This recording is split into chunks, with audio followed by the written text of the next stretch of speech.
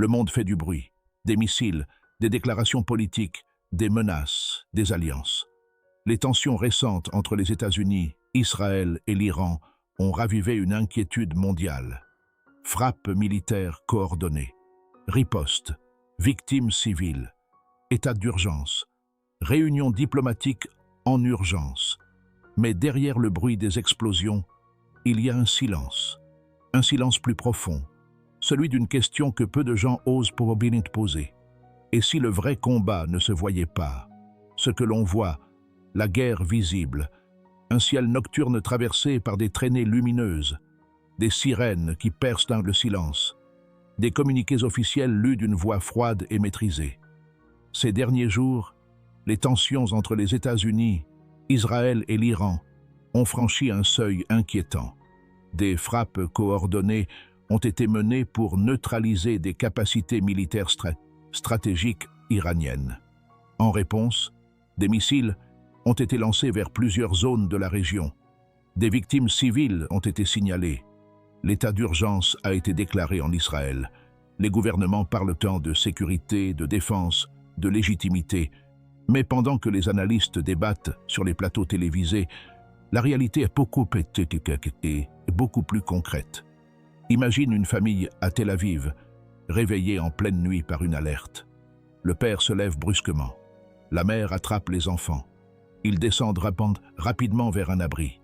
Les murs sont étroits. Le cœur bat plus vite que d'habitude. Imagine à Téhéran une mère qui regarde les informations avec inquiétude. Elle ne parle pas de géopolitique. Elle se demande simplement, que va-t-il se passer demain? Les conflits ont toujours deux visages. Le visage officiel et le visage humain. Le visage officiel parle de stratégie. Le visage humain parle de peur. Dans les déclarations publiques, les mots sont mesurés. Réponse proportionnée. Neutralisation. Prévention. Dans les maisons, les mots sont différents. Est-ce que ça va s'arrêter? Sommes-nous en sécurité? Pourquoi? La communauté internationale s'inquiète.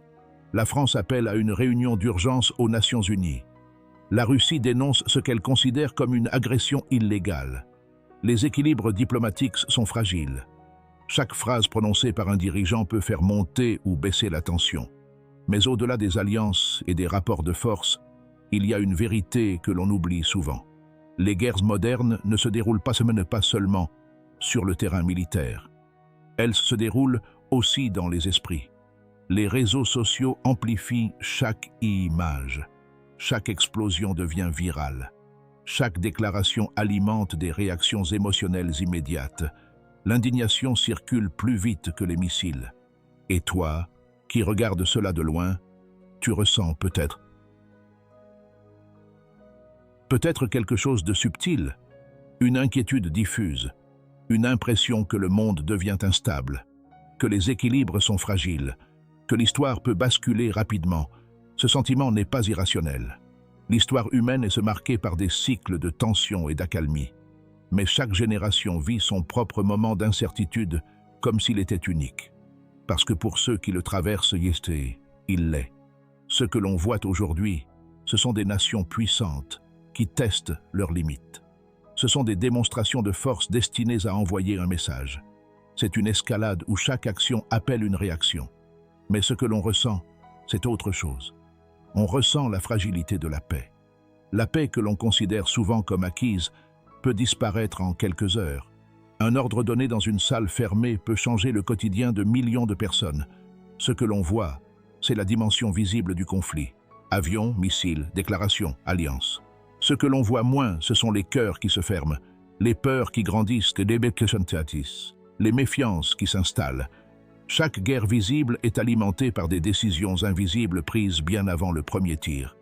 Il y a des calculs stratégiques, oui, mais il y a aussi des perceptions de menaces, des blessures historiques, des mémoires collectives, des récits nationaux qui façonnent les réactions. Les peuples ne vivent pas seulement dans le présent, ils vivent avec leur passé. Et dans cette escalade récente, ce passé pèse lourd. Pourtant, au milieu de la tension, certains signaux ont laissé entrevoir une possibilité de désescalade diplomatique. Cela signifie que même dans un climat explosif, les portes ne sont pas totalement fermées. Ce détail est important, parce que cela rappelle que les conflits ne sont jamais entièrement mécaniques. Ils sont le résultat de choix humains, et ce qui est choisi peut aussi être reconsidéré. Mais pour comprendre pleinement ce qui se joue, il faut aller au-delà de la surface. Il faut accepter que la guerre visible n'est peut-être que la manifestation extérieure d'une réalité plus profonde. Car lorsque les nations s'affrontent, elles ne se battent pas seulement pour des territoires ou des intérêts stratégiques. Elles se battent aussi pour des visions du monde, pour des sécurités perçues, pour des identités, et parfois pour des peurs qu'elles ne nomment pas. Ce que l'on voit est impressionnant, mais ce que l'on ne voit pas est souvent déterminant. Et si nous voulons vraiment comprendre ce chaos apparent, il faudra avoir le courage de regarder au-delà des images, vers ce qui se joue derrière elles, la dimension invisible, comprendre la bataille spirituelle. Il y a ce que l'on voit, et il y a ce que l'on ne voit pas. Les conflits visibles, les missiles, les sirènes, les déclarations publiques, tout cela n'est que la partie émergée de l'iceberg. Ce qui est réellement déterminant se joue dans l'invisible, dans les décisions intimes, dans les pensées qui façonnent les actions, dans les cœurs qui hésitent entre la peur et la confiance. La Bible nous rappelle une vérité profonde, mais souvent ignorée. Nous n'avons pas à lutter contre la chair et le sang, mais contre les puissances. Éphésiens 6:12. Ce verset ne parle pas seulement d'être spirituel, d'ange ou de démon. Il nous parle d'une logique universelle. Le vrai combat est intérieur. Les tensions, les guerres, les crises qui éclatent au grand jour sont la manifestation extérieure d'un combat que chaque individu, chaque société, chaque nation mène à l'intérieur de lui-même. Lorsque nous observons la peur dans les décisions politiques, la méfiance dans les alliances militaires, la colère dans les réactions publiques, nous voyons des symptômes, pas la cause. La cause est invisible. C'est le choix entre la peur et la foi, entre l'orgueil et l'humilité, entre la haine et la compassion. Ces forces intérieures façonnent le monde avant que la première frappe ne soit lancée. Imagine un dirigeant qui prend une décision militaire. Sur le papier, c'est un calcul stratégique. Mais derrière ce calcul, il y a ses propres peurs, ses blessures, ses mémoires, sa perception de menace. Chaque décision politique est nourrie par un monde intérieur que nous ne pouvons pas voir. Et quand ce monde intérieur est dominé par la peur ou la colère, la violence devient presque inévitable. Mais il n'y a pas que les dirigeants. Chaque citoyen est lui aussi engagé dans ce combat invisible. Quand nous réagissons à l'information par la peur ou par la colère, nous participons à cette dynamique. Quand nous partageons une indignation, quand nous jugeons un camp plutôt qu'un autre, nous alimentons un cycle qui dépasse la sphère personnelle. L'invisible influence le visible, l'intérieur influence l'extérieur. C'est là que réside la puissance de la conscience spirituelle. Comprendre cette bataille invisible, c'est commencer à discerner ce qui motive réellement les événements extérieurs. Ce n'est pas seulement la géopolitique ou la stratégie militaire qui façonne le monde. Ce sont les choix intérieurs cumulés de millions de personnes. Prenons un exemple simple.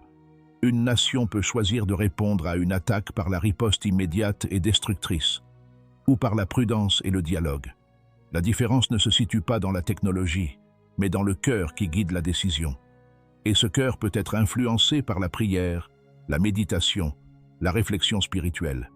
Il y a une autre vérité essentielle. Le combat invisible est ancien. Depuis la nuit des temps, l'humanité est confrontée à cette dualité entre destruction et paix, colère et compassion, peur et confiance. Les guerres visibles ne font que révéler ce que nous refusons souvent de voir en nous-mêmes. Et paradoxalement, comprendre le combat invisible ne diminue pas l'horreur de ce que nous voyons. Cela lui donne un sens. Cela nous permet de ne pas sombrer dans le désespoir, mais de percevoir que même dans les pires conflits, il existe une dimension de choix, de responsabilité et de potentiel spirituel. Lorsque nous observons les événements récents au Moyen-Orient, nous pouvons être submergés par la violence et l'urgence, mais nous pouvons aussi voir que chaque explosion est précédée par des décisions humaines, des peurs humaines, des tensions humaines, et que chaque acte de violence pourrait être précédé par un acte de foi, de sagesse, de courage moral. Le combat invisible nous invite à poser un regard différent. Un regard qui ne se contente pas d'être spectateur du chaos, mais qui cherche à comprendre les forces de ce qui le produisent.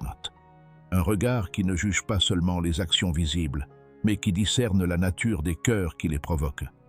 C'est une invitation à ne pas se limiter à l'analyse extérieure, à observer le monde non seulement avec les yeux, mais avec le cœur, à se demander quelles forces invisibles se jouent derrière les images que nous voyons, quelles peurs et quelles espérances guident les décisions que nous interprétons comme purement politiques ou militaires. Et surtout, ce combat invisible nous rappelle que nous ne sommes pas impuissants. Si le visible est influencé par l'invisible, alors transformer notre propre monde intérieur, cultiver la paix, la confiance et la compassion a un impact réel, pas seulement sur notre vie personnelle, mais sur le monde qui nous entoure. Dans cette logique, le combat que nous menons chacun à l'intérieur de nous-mêmes n'est pas secondaire. Il est directement relié au monde que nous voyons. Chaque pensée de haine ou de peur nourrit le cycle extérieur. Chaque choix de pardon, de calme, de foi, nourrit la possibilité d'une désescalade, d'une paix tangible, même au milieu du chaos apparent. Ainsi, comprendre le combat invisible, c'est comprendre que la bataille n'est pas seulement militaire, elle est spirituelle. Elle commence dans le cœur humain, avant même que le premier missile ne soit tiré. Et si nous voulons que le monde change, il faut d'abord changer ce que nous portons en nous-mêmes. Le champ de bataille intérieur, application personnelle. Si la partie 2 t'a permis de comprendre que derrière chaque crise visible se joue un combat invisible, alors cette section est celle qui te parle à toi directement. Parce que ce combat, aussi lointain que soient les missiles ou les sirènes, il se joue dans ton cœur, dans ton esprit, dans ta manière de percevoir le monde. Regarde autour de toi. Même loin des conflits, nous sommes tous exposés à des batailles invisibles.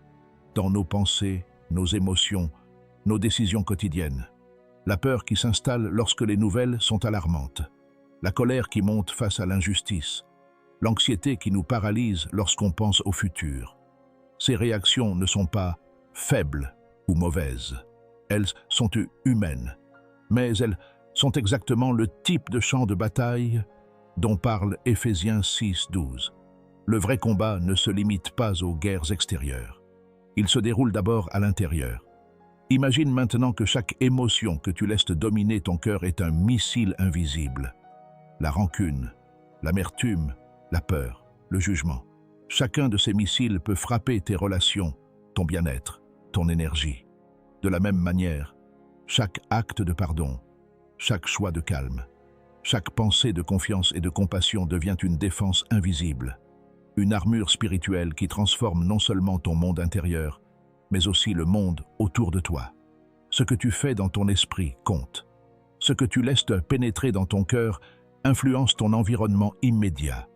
Le conflit mondial n'est pas une excuse pour perdre ton centre. Au contraire, il est un rappel brutal. Le monde extérieur reflète notre monde intérieur. Quand nous cultivons la peur, nous participons au chaos. Quand nous cultivons la paix, nous devenons une lumière dans l'obscurité. Et c'est ici que ton rôle devient actif. Tu ne peux pas contrôler les missiles, ni les décisions des gouvernements, mais tu peux contrôler ce que tu nourris en toi. La colère ou la sérénité, le jugement ou la compassion, la peur ou la foi. Ton cœur est un champ de bataille et tes choix intérieurs sont les armes qui feront la différence. Si ce sujet te parle et que tu veux comprendre plus profondément ce combat invisible derrière ce que l'on voit aux informations, j'en parle en détail dans mon livre « Le combat invisible ».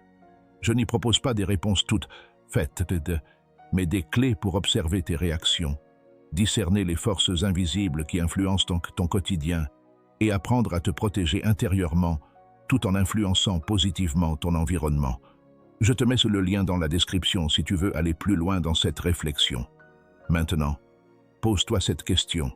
Quand une situation t'inquiète ou te met en colère, comment réagis-tu? Est-ce que tu laisses la peur guider tes choix ou choisis-tu de rester centré, de prendre du recul, de prier, de méditer, d'écouter la voix intérieure qui cherche la paix plutôt que la réaction impulsive. Cette pratique n'est pas facile.